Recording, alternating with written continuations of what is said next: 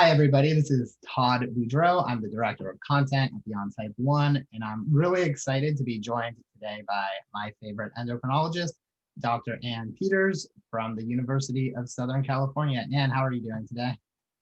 I'm good. All right. Well, so it's been, I think, 10 months now that we've been talking about coronavirus, and there's been a lot of ups and downs. You're in Los Angeles. I know LA is currently one of the worst places in the country, maybe in the world. I know that they're the first county I read that's crossed over 1 million cases, which is about 10% of the population. Estimates are that it's even higher. Are you seeing, among your patients or just out in the world, how bad things are down in Los Angeles? So it's almost, I almost can't describe it. So it used to be that I said that my West Side patients were relatively safe, the well-served versus the underserved. But I've had well over 100 patients on the West Side with diabetes have COVID. Wow. And yes, I've seen hospitalizations of my type 1s and type 2s. In East LA, the hospitals are so full, people can't get into the ICU. I've never seen anything like it. Everybody's getting COVID. I mean, literally every day I get 5 or 6 emails and texts from patients who've just been diagnosed, again, on the West Side. So I've now seen everything. And I do still believe that the vast majority of people, particularly people who are under good control of access to medical care, still do really well, but not everybody. And the people I've seen do obviously less well skew older. So I still don't have any, young, healthy people below the age of 60 have done poorly. Some people get pretty darn sick, and I've saved a couple of patients hospitalization from treating mild DKA at home. So we can do a lot to keep people safe and out of the hospital. And I remain, positive in the sense that what we see here on the West Side fits with the demographic in East LA. I've seen people, in their 20s hospitalized, but again, those people with diabetes just don't have the same access to healthcare, and they're not as well controlled as my West Side patients. I hate that there's such social disparities in terms of healthcare. I mean, it's just awful. I want everybody to have the same healthcare, but we don't right now, and it's really telling.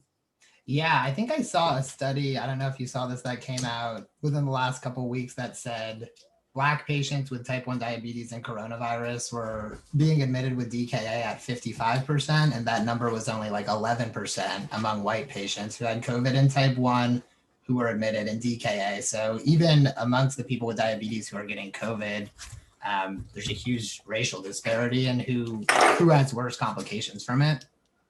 Right. And I think that a lot of our patients of color who haven't had good access to healthcare obviously have more comorbidities. And the more that's going on with you, the more likely you are to do poorly. And also, we do have the ability to give monoclonal antibodies early in the treatment of this in the first week. And I don't think that those are all that freely available. So I know where you can get them in LA County. I've had a few patients who've qualified, and they actually have a whole qualification protocol to see who gets it. And obviously it has to do with highest risk and disease or predicted disease severity. But I'm not so sure how widely available those are in other places. I see. And so one of the things that I saw that LA was doing was converting like Dodger Stadium and I think one other location into mass vaccination sites. And I think the last time we spoke was in December. It might have been a day or two after they started doing vaccines in the UK. They hadn't started doing them in America yet. So a lot has changed since then. I guess how have your opinions on vaccines changed? What are your thoughts on people with diabetes, type 2 and type 1 getting vaccines? And how are you feeling about, I guess, the COVID vaccination process overall? Well, I'll start backwards. So the COVID vaccination process has sucked.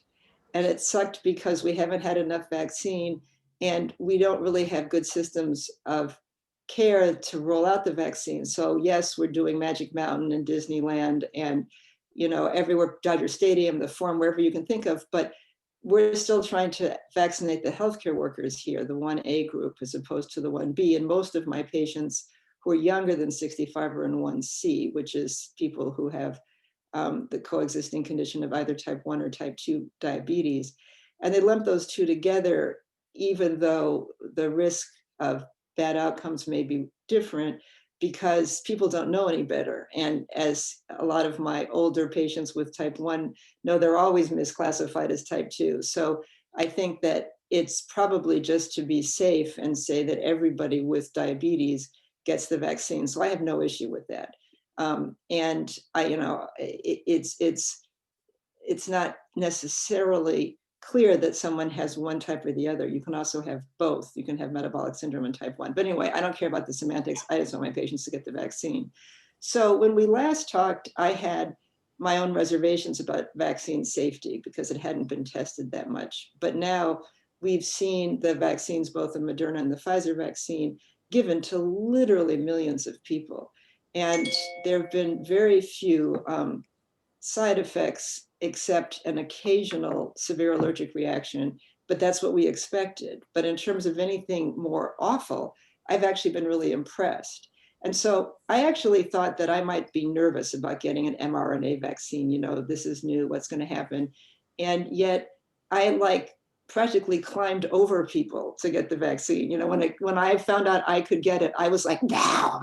And I was so excited, and I ran down there. I literally had to do this. They called me and they said, you can come now. I had to drive all the way through to downtown and get it. And the vaccine itself, the first dose, really didn't, it hurt less than the flu shot. You know what I mean? My arm was even less sore. It didn't feel like much.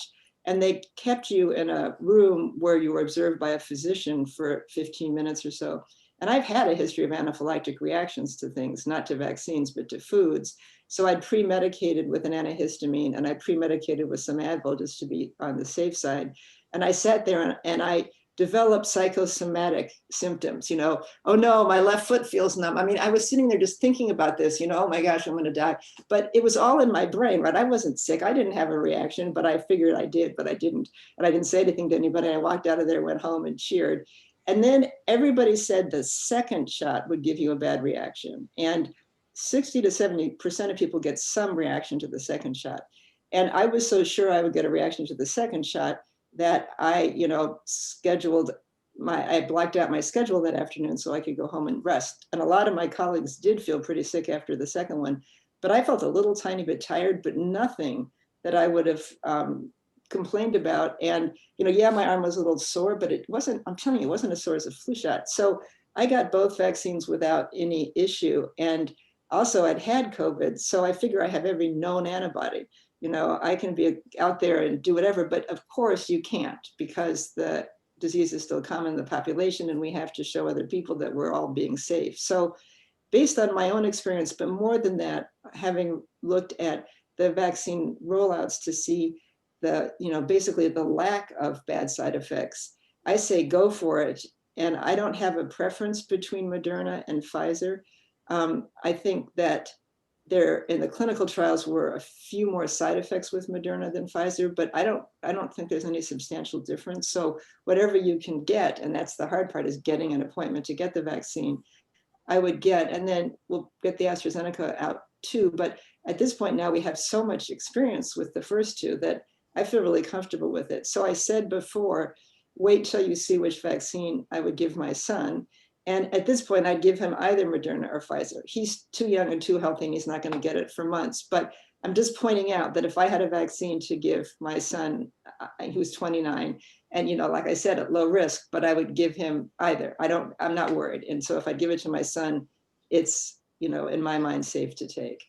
So you're recommending to all your patients get it as soon as you can? I'm getting anybody should get it. And I've been asked every known question about it. And particularly my type 1 say, if I have autoimmune disease, meaning, type 1 is an autoimmune disease, am I more at risk? And the answer is no. There has not been an increased risk in people with type 1 or type 2 diabetes. And for the record, I have every known antibody for type 1 diabetes. I have all my Hashimoto's antibodies. I'm like a wreck of autoimmunity, and I had zero reactions. So I'm just pointing out that a lot of us who have autoimmunity do have allergies. We do have all sorts of things, and that doesn't seem to translate. But again, I took an Allegro just to make sure. I didn't want to take a Benadryl because I thought I would, fall asleep. But I just made sure that I took an allergy pill before I went in. And I don't know that that made any difference, but it was my own, superstitious approach to doing it. Sure. So among the people with type 1, type 2 diabetes, other autoimmune diseases, there hasn't been any increased risk and negative reactions from the vaccine. Has there been any effect on patients with diabetes who have been getting the vaccine on their blood sugars, or anything specific that they should watch out for just immediately following? Well, that's a really good question. And basically, starting last weekend, a number of us, it's a really sad statement that us nerdy diabetologists will spend our weekends emailing about things like this as opposed to doing anything relaxing. But a number of us have seen post-vaccine insulin resistance. And so it's mostly observed in people after the second vaccine, but I've seen it in somebody after the first. And there seems to be a day or two of high sugars, almost like you're sick. And you might have to increase your basal, increase your corrections a bit. It's not like 500, but it's, if somebody's used to being 120, they're going to be 220 for a day or so. And we're starting a sort of registry. We're sort of looking at this as a phenomena, but we haven't seen this with other vaccines. And it doesn't seem to be related to side effects of the vaccines. It simply just seems to be insulin resistance that we see. It doesn't hurt you. It doesn't cause fevers or anything. There's nothing else associated with it, but there is this transient hyperglycemia that we've seen in some of our patients. And, I always say, of course, I have the world's best patients, but my patients have reported it to me and I have their records. I can look at their CGM tracings and see that, they're fine, they're really well controlled, and then they go up for a day or two after the vaccine. So I think that's, probably a real thing, but not in everybody. And like I said, it doesn't mean anything bad. It just seems to be insulin resistance. And it's probably the body responding to the vaccine as it should and making antibodies. I don't know. Yeah. So if you do have diabetes and you're getting the vaccine, maybe just pay a little more attention to your blood sugars for the. Well, or just don't be surprised. The biggest thing for my patients, because they're so in tune with their bodies, is they're like, well, what's this? Am I getting sick? Is this an ab reaction? And the answer is no. It's something we've seen. We've seen it, people all around the country have seen it in their patients. So it's not, and some people haven't, but, a number of us, possibly those of us who happen to watch really closely, have seen it. And it's nothing wrong. It's nothing. It's not that you got a bad vaccine. It's not that you're getting COVID. It's nothing wrong. It's just there. And it's transient. So just don't worry about it. And obviously, if the sugars get way out of control and you develop ketones, that's something that you've really got to think about. But this isn't that kind of hyperglycemia. It's just a change that people who are, used to being under X control notice that they're higher. Great. I did want to ask one last question, which is, I read that the first case of this new UK variant was found in Los Angeles. And are these variants, I think there are other ones other than the UK, but are these new variants of coronavirus something that we need to be concerned about, or something that people should be worried about moving forwards? Well, first of all, they found our own variants out here in LA. And I actually think one of the reasons that this is a particularly horrible problem in Los Angeles is because we have a quicker, or something that's more transmissible. It's not more severe, it's just more transmissible. But I think it's a big problem for everybody. And I think it means everybody should race down to get their vaccine. I mean, I understand that there can be differences of opinions about vaccine and everything else, but people have to get vaccinated because you want to get out of jail. And I can tell you that it's a really good feeling to be vaccinated, but it's a really bad feeling that I know that so many people still aren't. And I don't like hearing every day that people are getting COVID. I need this to stop. I need you all to help me make this stop. I'm tired of all this. I don't even know what life I want to go back to, but I don't need to deal with COVID anymore. I want to be talking about other things, families and picnics, I don't know, whatever, pump settings, whatever it is that I can talk about that doesn't involve COVID, I'll be really happy. I want you and I to be having these chats about something other than COVID. Yeah. There's a lot of the stuff in the diabetes world that once the FDA decides to approve things again, we'll move forward. But I'm not joking. I mean, I got about midway through the holidays, I just went into this state of I'm just done. I can't take it. I'm just done. And I think a lot of people feel that way. It's been so long for all of us. And it's really for so many people been a horrible, horrible process. So many people have lost people they love. This isn't this isn't fun. And I think we just really need to get past it. And the way we're getting past it is wearing masks, being safe, and getting vaccinated. And then, it'll be, you're not even getting vaccinated as much for yourself as for anybody who's older than the age of 60. I mean, save our seniors, including me, but I'm vaccinated up, but you know what I mean? Make sure you don't give this forward. It's not something to mess with. I remember last time talking about how I jokingly, half jokingly said like, so if I get vaccinated, I can't just go out and start going back to normal. Is there still some concern that even if you're vaccinated, you might be able to transmit? And I know that they're saying even after you're vaccinated, you still should be wearing face masks everywhere. What do we know about like how safe someone who is vaccinated is, I guess? So this is the deal. Being vaccinated reduces your risk of severe disease by like 99%. Okay. So you yourself aren't going to get severe disease and die of COVID, but it doesn't make your risk zero of getting mild disease. So, and you can actually get COVID more than once. So it's possible that if the rates of COVID are as high as they are currently in at least Los Angeles, that I could get, even after everything I've been through, I could still get mild COVID and give it to older people. And given that I see older people for a living, I really think it's important that until we get some level of herd immunity, we have to not risk getting it again. The notion of it being in your nose and transmitting it we're not sure that that's possible, but it's possible to get mild disease again. And so because we don't know all of these things and because the rates are so high, we have to assume we could get it and give it to somebody, but that personally, I know that I'm not going to die from it. So that's good news, right? I mean, it's good news as an individual, but as a society, we still have to, function as though we could give it. If you were at a party and everybody had both vaccines, you could all not wear your mask. If everybody that you knew for sure was safe, then you're going to be fine. So, I don't know quite what the world's going to look like. Remember how we used to be carded? Like nobody cards me anymore. Look at this. But if you have to be carded by showing your vaccine card, and then you get to go in, and then everybody's, you can be around everybody else who's been vaccinated. So it's all going to be about making those choices, but understanding what the risks are. And like I said, I love being vaccinated. I would vaccinate anyone I could. Where's my dog? Everybody should get the vaccine. I am done with COVID. All right. Take care of this. Sorry.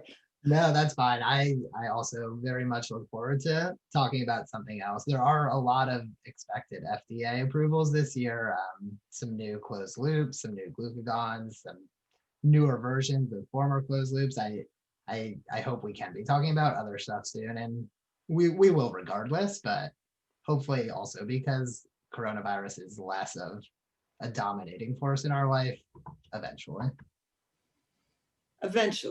I tell people to wait till probably by the end of summer will be much more like normal. But the downside is that I like to do a lot of international travel. I like to go to Africa and China and places where they need to know about diabetes. And it's going to be at least 2023 till the developing world is vaccinated. So, I think that we're going to look at our bubble and say, okay, enough people are vaccinated to get on a plane to, Chicago, and now we can go to New York, and we can begin to open up, but always with the sense of what are the rates in the community that I'm going to, what are the risk of the plane, what are the, so we're still going to have to look at that. But I think we'll just be opening up more and more over time, and that's really good news. I'm not so sure I want to travel as much as I used to. I've gotten kind of liking to stay home, but I'm going to travel some because I'm kind of missing it. So we'll see.